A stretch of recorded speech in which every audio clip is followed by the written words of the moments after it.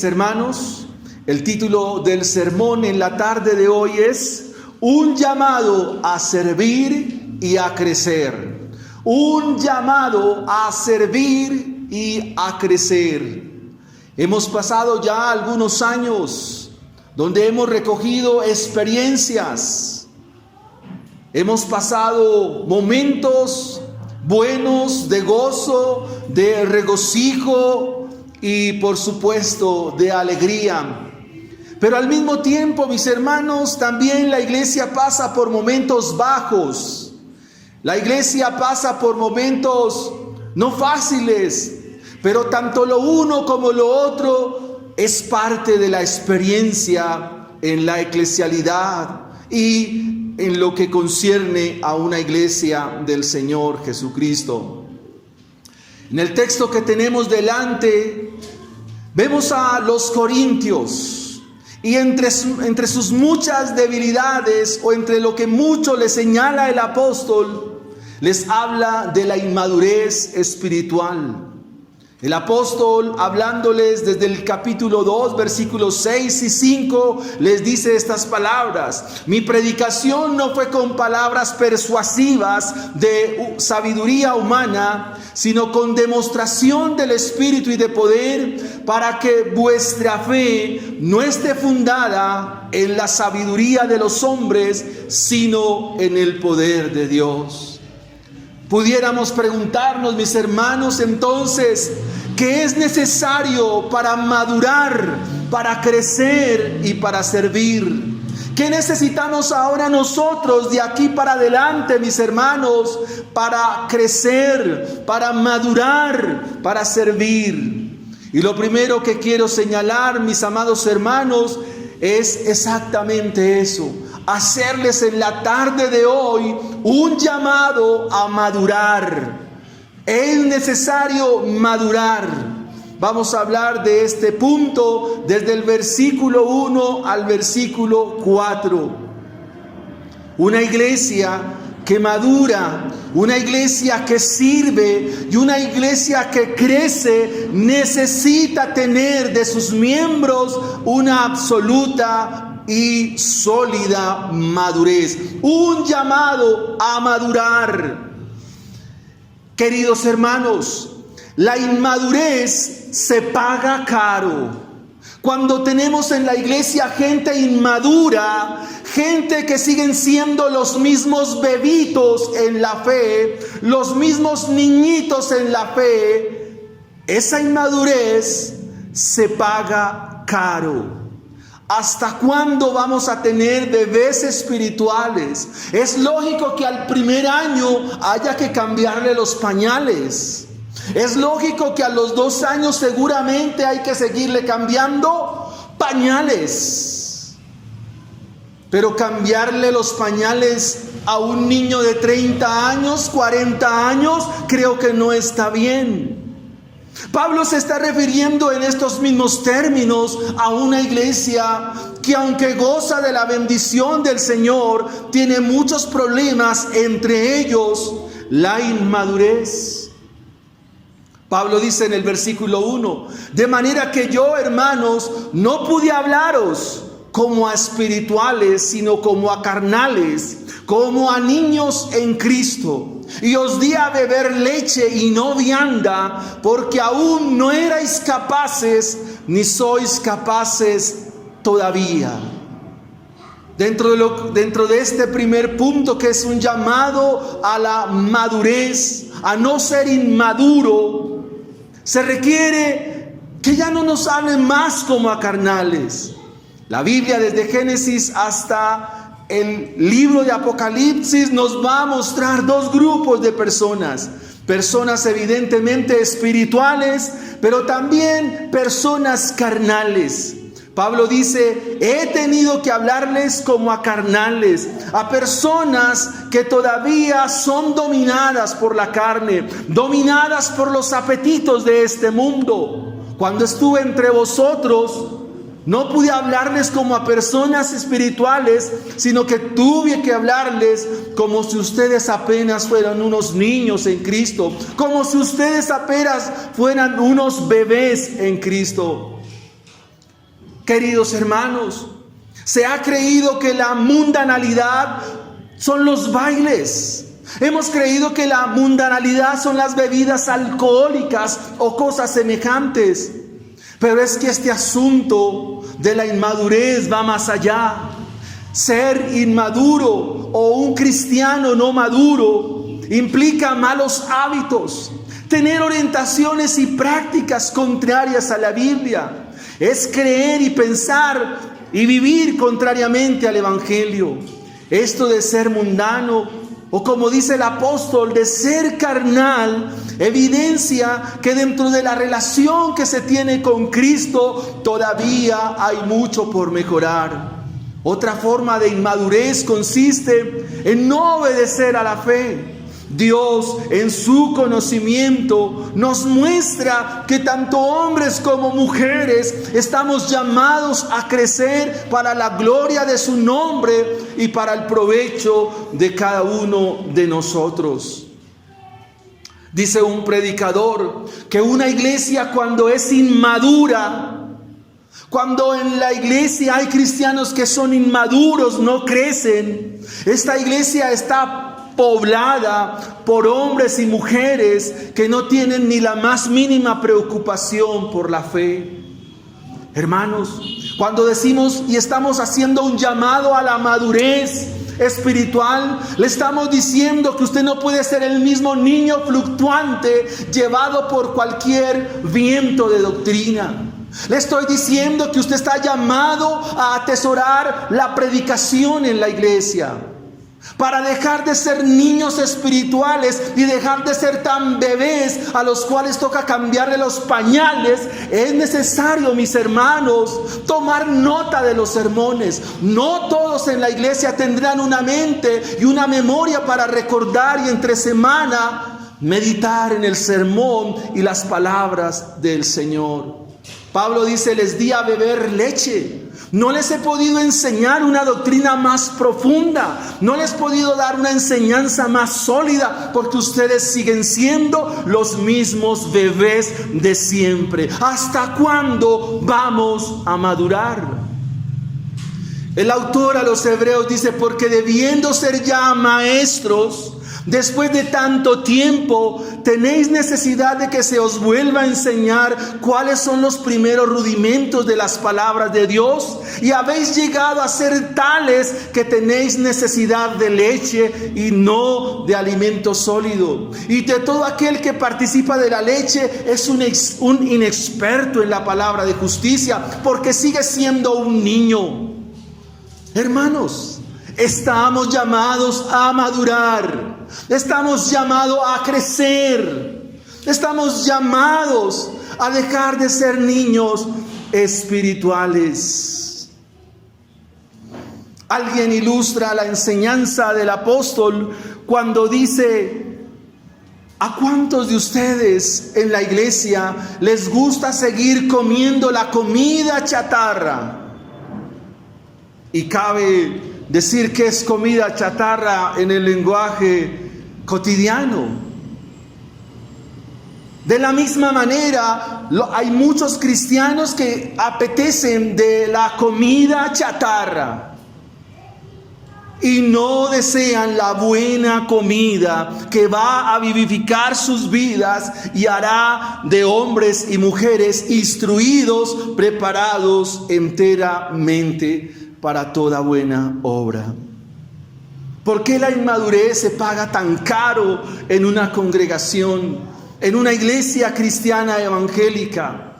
Porque en esencia la inmadurez es un retraso en el desarrollo espiritual de la vida de quien está en una iglesia. No crece porque está lleno de miedos, no sabe enfrentar los retos de la vida y no es capaz de crecer. Sigue amañado en el mismo nido espiritual, o de alguna manera sus padres también los ayudan a ser inmaduros porque no hay la enseñanza suficiente para aventarlos a los desafíos que tenemos en el ahora y en este tiempo. Hay que madurar, mis hermanos. Ustedes debieran ser maestros, maestras. Ustedes deberían tener la capacidad de enseñar a otros, de abrir la Escritura y exponer un pasaje con contundencia, exponer un pasaje con avidez, porque el mismo Espíritu que reposa en cualquiera de nosotros, en el apóstol Pablo, en Apolos o en Cefas, es el mismo Espíritu que está en medio de su iglesia y el mismo Espíritu que está en su vida y su corazón. Un llamado a madurar, madurar. Veamos nuestra segunda enseñanza. Desde el versículo 5 al versículo 7. Recuerde el título del sermón: un llamado a servir y a crecer. Nuestra segunda enseñanza en la tarde de hoy es un llamado a trabajar en equipo. Es un llamado a trabajar juntos. Un llamado a caminar juntos por un mismo sendero, por una misma línea, con el mismo desarrollo espiritual, con el mismo destino, con el mismo horizonte, con el mismo objetivo. Pero hermanos, tenemos que hacerlo en equipo. En equipo. El versículo 3 dice: aún sois carnales, pues habiendo entre vosotros celos, contiendas, disensiones, ¿no sois carnales si andáis como hombres? Aún sois carnales, dice el apóstol, porque actúan de manera muerta, como si estuvieran en esta condición, al hacer cosas que no son propias de un cristiano, cosas que no son del desarrollo de una vida cristiana integral. La idea entonces aquí de trabajar en equipo es no alinearse con ningún bando de la iglesia. Los problemas que los corintios tienen evidencian asuntos serios en sus relaciones humanas. Mostraban que había algo mal en la relación con Dios. Y hermanos, es una gran verdad que cuando cada uno de nosotros tiene una mala relación con Dios, es decir, no ora, no lee la Biblia y demás, eso no sirve para tener una buena relación con los hermanos, con los suyos. Y esto es lo que llamamos carnalidad. El apóstol Pablo hace referencia a las divisiones, a los celos, a la contienda. ¿Y cómo una iglesia puede avanzar si sus miembros generan división? Son hombres y mujeres celosos, contenciosos, carnales, dice el apóstol. Y pudiéramos mostrar aquí qué son los celos. Los celos son en el fondo envidias, inconformidad, rencor. Y esto ocurre a las personas que están demasiadamente centradas en sí mismos y en sus propios deseos egoístas. ¿Cómo pudiéramos avanzar con disensiones? ¿Cómo puede una iglesia avanzar si hay peleas? ¿Cómo podemos avanzar como hermanos si la iglesia aún tiene dificultades en cuanto a la querella, la rencilla, el pleito? Y usted pudiera decirme: pero hermano, yo no estoy de pelea con usted, pastor. Tal vez conmigo no. Pero ¿qué tal usted con su esposa? ¿No pelea con la esposa, con el esposo? ¿No pelean entre hermanos? ¿No discuten? ¿No discutimos entre nosotros como hogar, como pareja? Esas también son motivos. Y tal vez pudiéramos ocultarnos de los hermanos, pero quien directamente nos mira es Dios mismo. Eso es carnalidad, mis hermanos. Imagínense los miembros de la iglesia peleando unos con otros. Pues eso no estaría bien. Como tampoco está bien cuando hay peleas en los hogares, cuando el esposo trata mal a la esposa y viceversa, cuando discuten y se desafían e incluso se van a las manos. Eso también afecta a la iglesia, hermanos. Eso es carnalidad. Significa que cuando actuamos de esta manera, entonces viene una reprensión para nuestra vida y nuestro corazón, indicándonos lo que Pablo nos menciona por allá en el capítulo 8 de los Romanos, cuando dice: ahora pues ninguna condenación hay para los que están en Cristo Jesús, los que no andan conforme a la carne, sino conforme al Espíritu. ¿No sois carnales? ¿No andáis como hombres? Si ustedes dicen que son cristianos, pero viven según la carne, esto no es más que una burla al Evangelio. ¿Por qué? Porque por tu mal testimonio y tu manera de vivir, entonces muchos van a decir: para ser cristiano como usted, o para ser cristiana como usted, entonces no valdría la pena. Cuando nos presentamos y decimos que somos cristianos, esto debe corroborarse con nuestra manera de vivir. Esto debe corroborarse con nuestra manera de actuar, porque esto es lo que enseña la Biblia. El cristianismo es cuestionado, es vituperado y puesta en tela de juicio cuando lo que pregonamos con nuestra boca no lo hacemos con nuestra vida. Como diría popularmente, lo que hace con las manos, lo borra con los pies. Trabajemos en equipo. Aquí encontramos 4 bandos en la iglesia. Unos que son de Pablo, otros que son de Apolos, otros que son de Cefas o de Pedro. Y pudiéramos decir los más espirituales, porque ellos dicen: no, yo no soy ni de Pablo, yo no soy ni de Apolos, yo no soy de Pedro, yo soy de Cristo. Y era común que en la época de Pablo, o en la época del primer siglo de la era cristiana, muchos se alinearan con ciertas clases de personajes que se distinguían por su elocuencia, por su retórica, por el arte de hablar, por el arte de argumentar y expresarse bien delante de los demás. Y esas ideas habían llegado a la iglesia de Corinto. De hecho, están en la antigua Macedonia, o lo que se conoce como Grecia. Pero el punto está en que pensar de esta manera hizo que ellos perdieran de vista quién es el centro de la iglesia, quién es el centro de la congregación. Y en el capítulo 1, Pablo les dice estas palabras: ¿acaso está dividido Cristo? ¿Fue Pablo crucificado por vosotros? ¿O fuisteis en el nombre de Pablo que ustedes fueron bautizados? Y es para llamar a que la iglesia no puede tener división. En la iglesia no puede haber separación, no puede haber bandos. Pero esto solo deja ver el sectarismo y cómo la división permea la iglesia. Y hermanos, cualquiera de nosotros puede ser un instrumento de Satanás para generar división en la iglesia.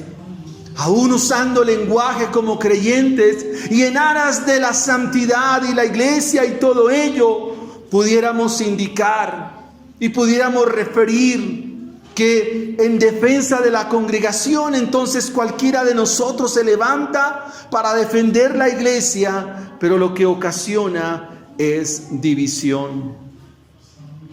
¿Qué somos nosotros? Dice el versículo 5. ¿Qué pues es Pablo?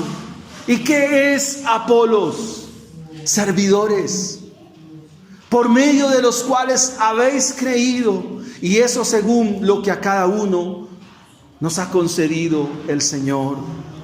Pablo y Apolos son sencillamente hombres que se dedicaron a la tarea del Evangelio.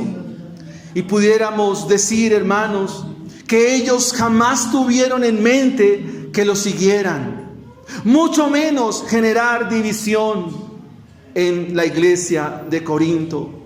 ¿Y por qué ellos nunca tuvieron en mente el generar división? Por una razón, mis hermanos, porque tuvieron por centro, por foco, por eje central de su tarea, por encargo, por ministerio, el centro de su ministerio, el centro de su tarea, el centro de la enseñanza era Cristo Jesús y la gloria de su nombre.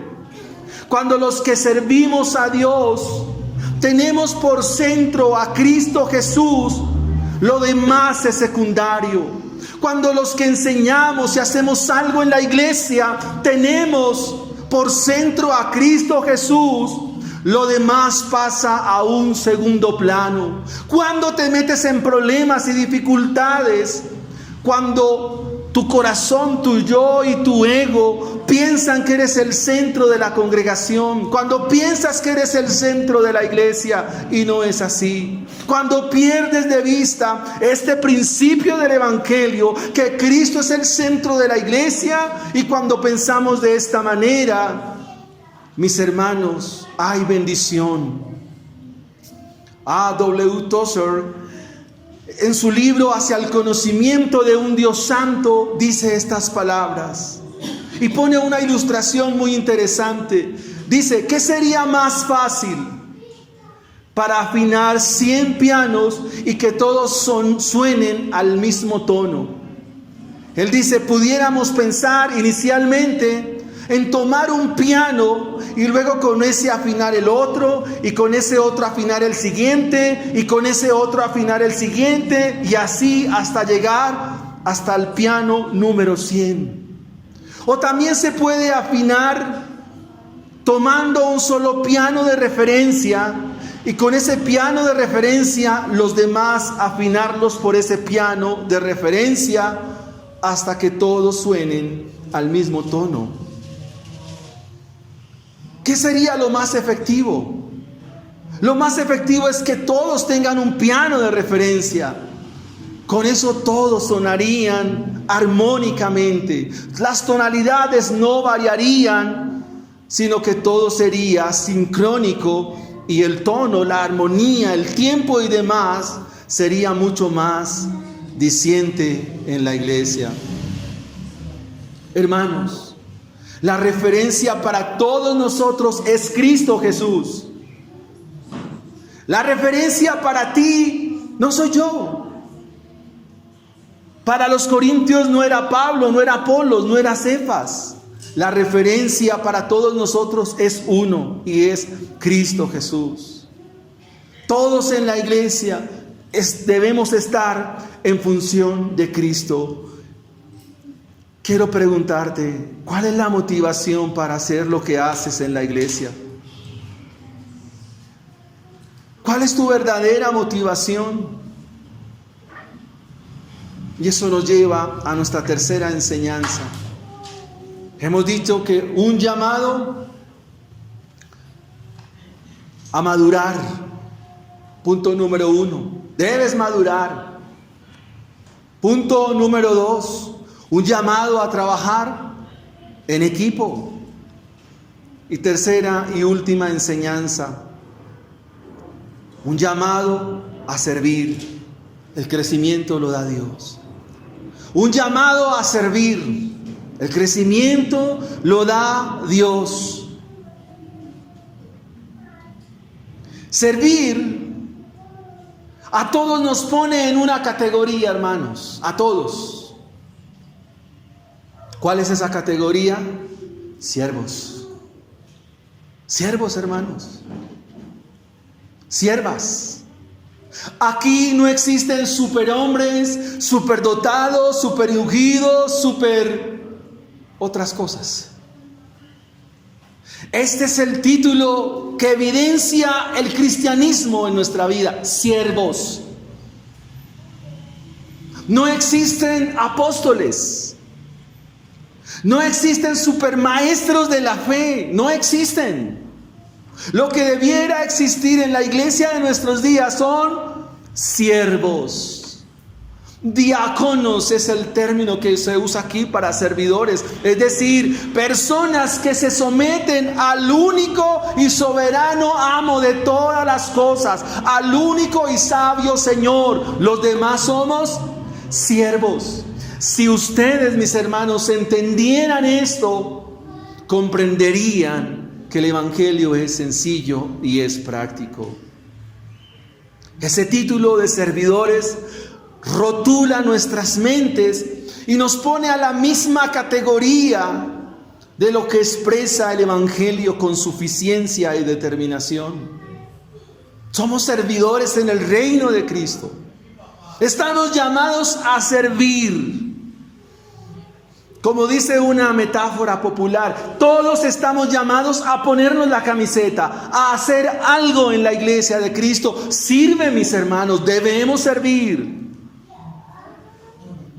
Y viene una pregunta en este punto. ¿Cuáles son tus prioridades? Escúchese bien, ¿cuáles son tus prioridades al ser miembro de esta iglesia? ¿Cuáles son tus prioridades al integrar esta iglesia?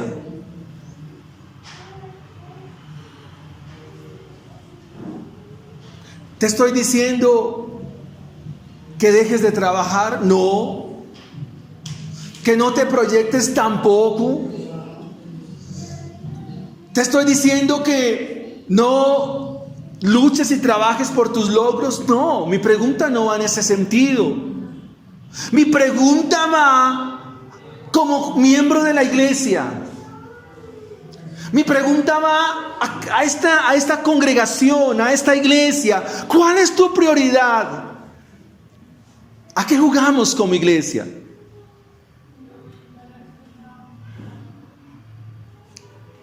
Todos somos servidores. Y Pablo usa esta expresión para mostrar eso, que somos servidores. Y si entendiéramos como iglesia esto, saldríamos adelante. Pablo dice en el versículo 6, yo planté, Apolos regó, pero el crecimiento lo ha dado Dios. Hay que servir, hermanos. Pablo echa mano de dos ilustraciones propias de la vida agrícola. Pablo echa mano de algo que todos conocían en los terrenos fértiles de Macedonia o la antigua Grecia, como lo es el plantar y como lo es el regar. Estas actividades tienen que ver, hermanos, o lo que Pablo da a entender es que el plantar y el regar es propiamente de la predicación del Evangelio. Plantar y regar tiene que ver con el discipulado, tiene que ver con la enseñanza de las Escrituras, tiene que ver con la enseñanza de la Biblia. Porque finalmente lo que la carta a los Corintios nos muestra es que el plantar y el regar es propiamente de la enseñanza y la predicación del Evangelio. ¿Cómo plantó? Pablo dice, yo planté. ¿A qué está haciendo alusión? En Hechos capítulo 18, versículos del 5 al 11 dice, cuando Silas y Timoteo vinieron de Macedonia, Pablo estaba entregado por entero, escúchese bien, a la predicación de la palabra. Eso significa plantar, significa predicar la palabra. Él testificaba a judíos que Jesús era el Cristo. Ahí está plantando. Cuando Pablo expone el Evangelio, lo predica, lo anuncia, lo pregona, lo dice, está plantando. Dice el versículo 8, y Crispo, el principal de la sinagoga, creyó en el Señor con toda su casa, y muchos de los corintios, oyendo, creían y eran bautizados. Y en el versículo 11 dice, y se detuvo allí 1 año y 6 meses enseñando la palabra de Dios. Mis hermanos, eso es lo que significa plantar. Plantar significa que usted enseña la palabra. Y entonces nos tenemos que recordar al punto número 1, pero ¿cómo vas a enseñar la palabra si eres un cristiano inexperto? Eres un neófito. ¿Qué sería entonces regar? Aquí Pablo está ilustrando el regar una planta. Pero hermanos, la palabra que se usa aquí para regar es la palabra griega potizo, que significa lo siguiente: significa seguir nutriendo el rebaño, seguirlo alimentando para que asimismo esos que se están nutriendo, esos que se siguen alimentando, también sean plantadores. ¿Sí está clara la idea? O sea, tú aprendes la palabra, la estudias, profundizas, creces, dejas de ser inmaduro, dejas de ser un bebé para ser alguien sólido y comprometido, y enseñas la palabra a otros. Versículo 7 de Corintios 3, de 1 Corintios 3. Así que ni el que planta es algo, ni el que riega, sino Dios que da el crecimiento. Los obreros cristianos tienen diferentes labores para hacer referencia a sus cualidades, a sus habilidades, pero los resultados van a ser diferentes. ¿Y dónde radica el problema? En que no estamos haciendo la tarea. Son muy pocos los que en una iglesia se ponen la camiseta. Y todos nosotros, hermanos, todos estamos comprometidos con el discipulado de la iglesia, para que enseñes a otros, para que enseñes el evangelio a otros. El que planta y el que riega trabajan en equipo con un mismo propósito, y cada uno será recompensado su propia labor y su arduo trabajo. Así que, mis hermanos, dice Pablo, yo planté, Apolo regó, pero el crecimiento lo ha dado Dios. Pues tanto Apolos como yo somos trabajadores de Dios, y ustedes son cultivo de Dios. Pero ahora Pablo dice, ustedes son el edificio de Dios. Cambia de ilustración. Primero habla de los cultivos, de sembrar, de regar, pero ahora dice, la iglesia también es un edificio de Dios. La iglesia es el campo de Dios, donde debe haber plantación y riego, pero también la iglesia debe crecer sobre el fundamento que es Cristo Jesús. Deseo terminar con 3 aplicaciones en la tarde de hoy. Un llamado a madurar, un llamado a trabajar en equipo y un llamado a servir. Un llamado a madurar, un llamado a trabajar en equipo y un llamado a servir. El crecimiento lo da Dios. Número 1, amado hermano, querida iglesia, queridos servidores, deja tu inmadurez. Si respondes sí a las preguntas que tengo acá, no eres tan inmaduro como nos lo dice la palabra de Dios hoy. Pregunto, ¿eres un estudiante asiduo de las Escrituras? ¿Eres un hombre de oración? ¿Tomas nota de los sermones en la iglesia y las series que se han venido predicando? ¿Tú recuerdas la predicación entre semana? ¿La recuerdas? Dice, esto fue lo que dijo el pastor, esto fue lo que enseñaron, esto fue lo que Dios habló a mi vida y mi corazón. Voy a orar al Señor que eso que se dijo en la iglesia pueda ser aplicado a mi vida para que mi vida sea transformada. ¿Tú recuerdas la enseñanza de la iglesia? Si no es así, eres inmaduro. Deja de la inmadurez. ¿En tu agenda están los días de instrucción bíblica de la iglesia? ¿Sabes cuándo se discipula en la iglesia? Pregunto, ¿cuándo se discipulan los varones? ¿Y qué libro estamos estudiando? Pero porque el hermano asiste y los demás. Eso es para tu vida, para tus hijos. Es para provecho de tu alma. ¿Cuándo es el discipulado de mujeres? ¿Te conectas? ¿O sigues pensando en tus propias prioridades? Mis hermanos, Dejemos la inmadurez a un lado. Repito, proyéctate, trabaja por tus cosas, lucha por tus ideales, claro que sí, pero haz una cosa sin dejar de hacer la otra. Hermanos, lo que voy a mencionar, un cristiano normal, un cristiano básico, y no se trata de un examen, hermanos, pero se trata de poner los pies sobre la tierra.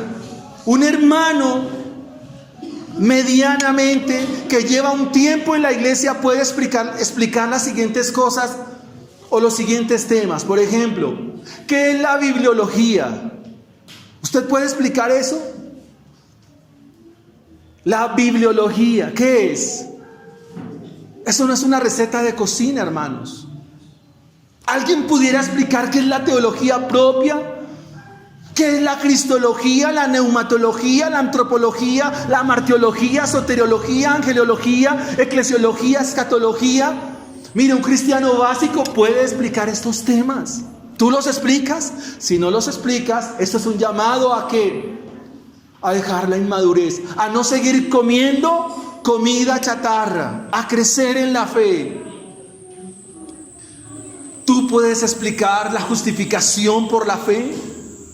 ¿Puedes explicar la elección soberana e incondicional de Dios, la sustitución, la expiación, la redención, la glorificación?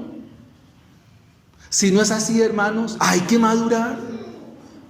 Hermanos, debemos trabajar en equipo. Es deber de todos nosotros prepararnos y poner en marcha lo que aprendemos. La verdadera tarea de la iglesia consiste en predicar, enseñar, discipular, aconsejar, instruir. Y Dios te ha dejado su palabra para que lo hagas. Repito, tu tarea, mi tarea, la tarea de todos nosotros es predicar, enseñar, discipular, aconsejar, instruir. Eso es el discipulado. Eso es lo que importa. Eso es lo que nos importa en la iglesia. Que tú prediques, que tú enseñes la Biblia, que tú discipules, que tú aconsejes, que tú instruyas, que te prepares, que crezcas. Pero hermanos, digámonos una franqueza en la tarde de hoy, ya que estamos de aniversario. Si Cristo Jesús no es el centro de tu vida y de tu ministerio, lo que he mencionado antes, para ti sigue siendo locura. Porque la palabra de la cruz es locura a los que se pierden. Sin la palabra de la cruz, todo esto será superficial y extraño para ti. ¿Has escuchado que hay que buscar primeramente el reino de Dios y su justicia? Y esto significa rendirse de todo corazón, venir ante Cristo Jesús y confiar en esta palabra de la cruz. Porque esta palabra de la cruz es bendición. Esta palabra de la cruz es a nosotros palabra de salvación. Porque la palabra de la cruz es locura a los que se pierden. Si Cristo Jesús no es el centro de tu vida, si las cosas de la iglesia te son apáticas y extrañas, entonces la palabra de locura, la palabra de la cruz, es motivo de perdición para tu alma.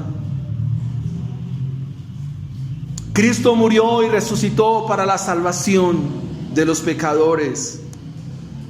No pretendan conocer a Cristo por fuera del Evangelio. No pretendamos conocer a Cristo según la sabiduría de este mundo. Conócelo a la luz del Calvario, porque Dios se agradó salvar a los pecadores por la locura de la predicación. Si tú quieres salvar a los tuyos, salvar a los que te rodean del error, de la mentira, el engaño, la religiosidad, sálvalos por la locura de la predicación. Por eso es necesario digerir Biblia, estudiar la Biblia y ponerla en práctica. Así serás un verdadero siervo de Jesucristo. Tu prioridad será la vida cristiana. Tu prioridad será el Evangelio. Y entonces, pasado este tiempo, mis hermanos, siguiendo en la línea, seremos la iglesia santa y misionera que nos hemos propuesto para la gloria de Dios y el provecho de su pueblo. Una iglesia santa y una iglesia misionera es nuestro proyecto de trabajo. Grábatelo muy bien hoy. Una iglesia santa